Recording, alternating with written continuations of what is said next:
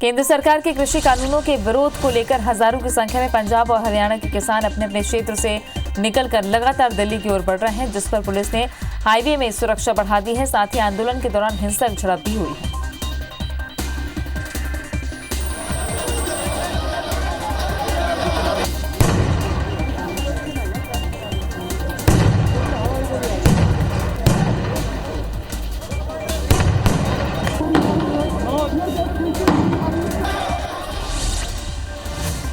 कृषि कानून के खिलाफ किसानों ने आवाज बुलंद कर दी है। आज किसान आंदोलन का दूसरा दिन है। वहीं सिंघू सीमा पर प्रदर्शन कर रहे किसानों पर पुलिस ने आंसू गैस की गोली छोड़े। बता दें कि किसान लगातार कृषि कानून को वापस लेने की मांग कर रहे हैं।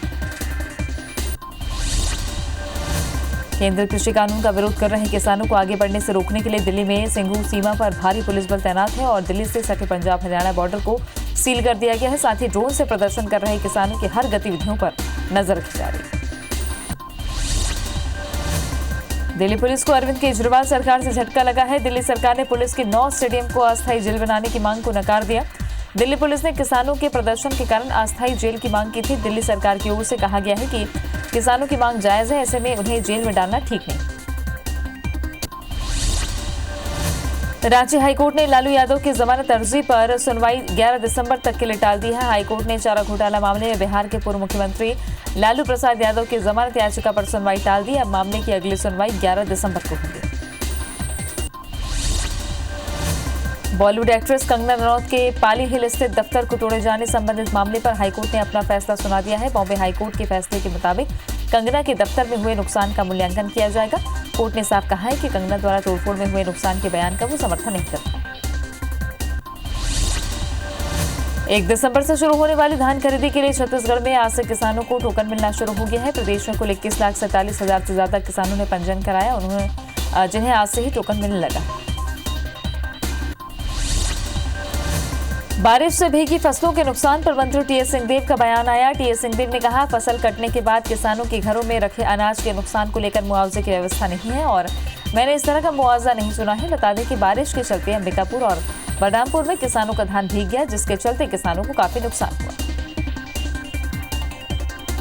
कटने के बाद मैंने तो आज तक नहीं सुना कि बारिश की फसल का कटने के बाद कोई मुआवजा दिया गया हो। फसल जब लगाते हैं उस समय अगर खड़ी फसल में कोई नुकसान होता है तो कभी कभी बात आई। अभी तक मैंने कटने के बाद फसल किसान के घर में अगर है तो उसके नुकसान की बात कहीं भी व्यवस्था की वो मेरे तो जानकारी नहीं। कवर्धा जिला प्रशासन ने धान खरीदी की तैयारी पूरा होने का दावा किया है। जिले के 94 उपार्जन केंद्रों में इस साल धान खरीदी की जानी है। इस साल जिले में 8 नए खरीदी केंद्र बनाए गए हैं। वहीं जिले के 1,03,000 से ज्यादा किसानों ने पंजीयन कराए हैं, जो बीते साल की तुलना में 15,000 ज्यादा हैं। पिछले साल जिले में धान बेचने के लिए किसानों को बड़ी मशक्कत का सामना करना पड़ा था। इस साल धान खरीदी की व्यवस्था न बिगड़े, इसके लिए कवर्धा जिला प्रशासन ने पर्याप्त बारदाना, कंप्यूटर की व्यवस्था, चबूतरा, तालपत्र की व्यवस्था करने की बात कही है। वहीं धान खरीदी को लेकर सांसद संतोष पांडे ने प्रदेश सरकार को घेरा। उन्होंने कहा कि प्रदेश सरकार किसानों का धान नहीं खरीदना चाहती। अब तक धान खरीदी शुरू हो जानी थी, जो नहीं हो पाई। कृषि उपज मंडियों में अब व्यापारियों से मंडी शुल्क 1.5 रुपए के बजाय 50 पैसे प्रति क्विंटल ही लिया जाएगा। कोरोना काल में ये छूट 14 नवंबर से अगले 3 महीने के लिए दी गई है। 3 महीने की समीक्षा के बाद आगामी फैसला लिया जाएगा। अब शुल्क कम होने से मंडियों में खरीदी बढ़ी तो सरकार आगे भी कम मंडी शुल्क लागू करने का फैसला ले सकती है। मध्य प्रदेश की आर्थिक राजधानी इंदौर में एंटी माफिया अभियान जारी है। नगर निगम के रिमूवल अमले ने अन्नपूर्णा रोड स्थित महावर नगर में रिंकू उर्फ रुपेश चौधरी के मकान को ध्वस्त किया। इस दौरान गुंडे के घर वालों ने कार्रवाई का विरोध भी किया। वहीं 2 गुंडों के अवैध मकानों को भी धराशायी कर दिया गया। ग्वालियर जिले में लोकायुक्त की टीम ने पंचायत सचिव के घर छापामार कार्रवाई की। जिले के भीतरवार के इकठौता गांव में पंचायत सचिव शैलेंद्र सिंह जाट के घर लोकायुक्त की टीम रेड करने पहुंची। बता दें कि पंचायत सचिव पर आय से अधिक संपत्ति का मामला दर्ज है। सिंगरौली में उत्तर प्रदेश सरकार द्वारा परिवहन निगम के निजीकरण के आदेश को लेकर विभागीय अधिकारी कर्मचारी संयुक्त संघर्ष मोर्चा के तहत एकत्र होकर धरने पर बैठ गए।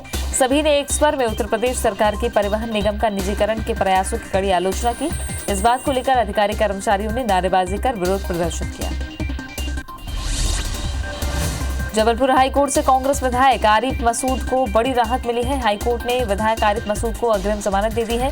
बता दें कि आरिफ मसूद पर बिना अनुमति प्रदर्शन और भड़काऊ भाषण देने का आरोप।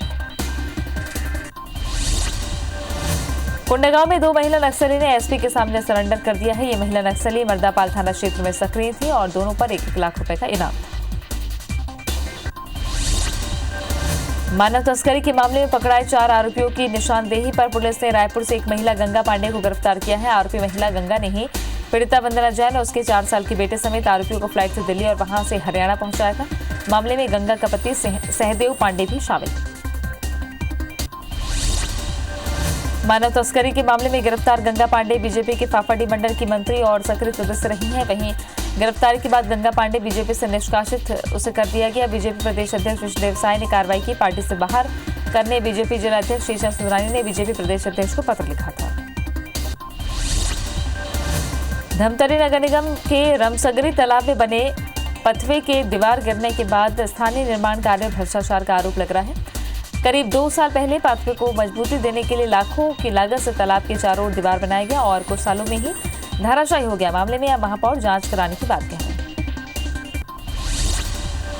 जांजगीर चांपा जिले के लखुर्री गांव में एक शख्स की लाश मिली है। मृतक की पहचान बेरिकिल निवासी विनोद भारद्वाज के रूप में हुई है। पुलिस ने बताया अज्ञात आरोपियों ने हत्या कर मृतक को शव को खेत में फेंका और पुलिस मामले की जांच कर रही है।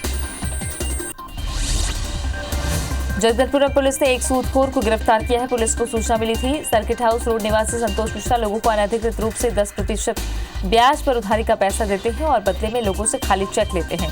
आरोपियों को गिरफ्तार कर पुलिस 10 भरे हुए चेक और 4 खाली चेक बरामद कर चुकी है। रतलाम के औद्योगिक थाना इलाके में हत्या के आरोपियों की तस्वीर सीसीटीवी कैमरे में कैद हुई है। बता दें कि कल एक ही परिवार के 3 लोगों की हत्या हुई थी। आरोपियों ने एक ही परिवार के पति पत्नी और बेटी को मौत के घाट उतारा था। भिलाई के खुर्सी पार पुलिस ने ट्रक चोरी करने वाले 2 आरोपियों को गिरफ्तार किया है। पुलिस को एक आरोपी का सीसीटीवी फुटेज मिला है। आरोपी की पहचान होने पर पुलिस ने सतपाल को उसके फरीदनगर स्थित घर से हिरासत में लिया। बाद में निशानदेही पर सह आरोपी अतुल सागरवंशी को भी गिरफ्तार किया। दोनों आरोपियों से 21 लाख का माल बरामद हुआ। मध्य प्रदेश में अब पुलिस बदमाशों का जुलूस नहीं निकाल पाएगी। एमपी में पुलिस ने बदमाशों में दहशत पैदा करने के लिए जुलूस निकालने की परंपरा शुरू की थी। वहीं मानवाधिकार कार्यकर्ताओं की मांग पर अब बदमाशों के जुलूस पर प्रतिबंध लगाया गया है। पीएचक्यू ने आदेश जारी कर बदमाशों के जुलूस पर बैन लगाया। बैतूल में ट्रेजरी की सुरक्षा में लगे सिपाहियों की लापरवाही का मामला सामने आया। जब यहां ट्रेजरी की सुरक्षा में तैनात एक सिपाही शराब के नशे में झूमता दिखाई दिया। कुछ लोगों ने इसकी सूचना पुलिस प्रशासन को दी, जिसके बाद रिजर्व पुलिस बल उसे मेडिकल चेकअप के लिए अस्पताल ले गया। पुलिस विभाग ने शराबी सिपाही के खिलाफ जांच शुरू कर दी। जशपुर जिले में खमगड़ा सिंचाई बांध के पास राजा आमा मुख्य मार्ग का पुल टूट जाने से यहां वाहनों का आवागमन ठप हो गया है। 2 महीने से इस सड़क पर मरम्मत कार्य भी नहीं होने से परेशानी हो रही है। 1 दिसंबर से किसानों का धान की खरीदी शुरू हो रही है। इस वजह से किसान अपनी उपज को इस मार्ग से ले जाने को लेकर चिंतित हो रहे हैं। जांजगीर चांपा जिले के बलौदा थाना इलाके में अज्ञात वाहन की टक्कर से बाइक सवार की मौके पर ही मौत हो गई। बाइक सवार बिलासपुर से बलौदा की ओर आ रहा था, तभी अज्ञात वाहन ने उन्हें चपेट में ले लिया। वहीं सूचना मिलने पर बलौदा पुलिस मौके पर पहुंची और घटना की जांच कर रही है। ग्वालियर में एक ट्रक ने ऑटो को टक्कर मार दी। ऑटो में बैठे 7 सवारी में से 2 लोगों की मौके पर ही मौत हो गई और 5 लोग गंभीर रूप से घायल हो गए। ये हादसा इंदरगढ़ से काम कर ग्वालियर लौटने के दौरान हुआ। मौके पर घटनास्थल पहुंची पुलिस ने अज्ञात ट्रक चालक के खिलाफ मामला दर्ज कर उसकी तलाश शुरू कर दी। प्रधानमंत्री नरेंद्र मोदी कल पुणे स्थित सीरम इंस्टीट्यूट ऑफ इंडिया का दौरा करने वाले हैं। यहां पीएम कोरोना वैक्सीन के संबंध में पूरी जानकारी लेंगे। बता दें कि वैश्विक फार्मा दिग्गज एस्ट्राजेनेका और ऑक्सफोर्ड विश्वविद्यालय के साथ कोविड-19 वैक्सीन के लिए भागीदारी की है। ऐसा पहली बार हुआ है जब राजधानी में लगातार 8 दिन तक 300 से ज्यादा मरीज मिले हों। 19 नवंबर को भोपाल में 381 मरीज मिले। 19 नवंबर के बाद से हर दिन भोपाल में 300 से ज्यादा संदिग्ध मरीजों की रिपोर्ट पॉजिटिव आ रही है। एक हफ्ते में भोपाल में 2620 मरीज मिले। मध्य प्रदेश में कोरोना के 252 दिन पूरे हो चुके हैं। इसी के साथ ही प्रदेश में कोरोना पॉजिटिव मरीजों का आंकड़ा 2 लाख के पार हो चुका है। गुरुवार को प्रदेश में मरीजों की संख्या 1,99,952 थी। शुक्रवार सुबह भोपाल में 313 नए मरीज मिलने के साथ ही पॉजिटिव मरीजों की संख्या 2 लाख के पार हो गई।